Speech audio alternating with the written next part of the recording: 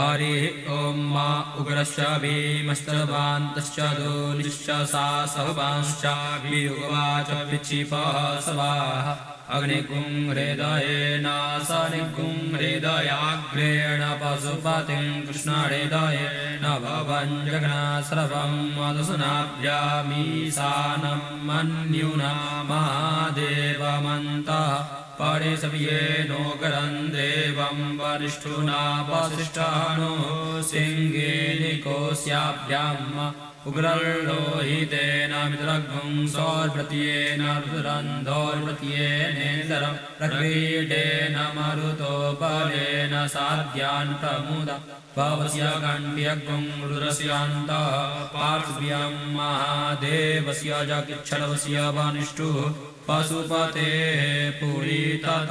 लोमव्यः स्वाहा लोमव्यः स्वाहा त्वचे स्वाहा त्वचे स्वाहा लोहिताय स्वाहा लोहिताय स्वाहा मेदोभ्यः स्वाहा मेदोभ्यः स्वाहा मागुंसेभ्यः स्वाहा मागुंसेभ्यः स्वाहा श्नावभ्यः स्वाहा श्नावभ्यः स्वाहा स्तव्यः स्वाहा स्तव्यः स्वाहा मज्जभ्यः स्वाहा मज्जभ्यः स्वाहा रेतसे स्वाहा पायवे स्वाहा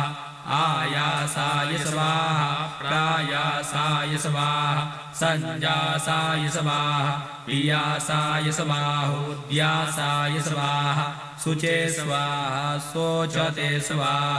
शोचमानाय स्वाहा शोकाय स्वाहा तपसे स्वाहा तप्यते स्वाहा तप्यमानाय स्वाहा तप्ताय स्वाहा घर्माय स्वाहा निवृत्त्यै स्वाहा प्रायश्चित्यै स्वाहा भेखजाय स्वाहा जमाय स्वाहा अन्तकाय स्वाहा प्रेतवे स्वाहा ब्रह्मणे स्वाहा ब्रह्महत्यायै स्वाहा विश्वेभ्यो देवेभ्यः स्वाहा द्यावा प्रेतवेभ्यः स्वाहा हरिः ॐ।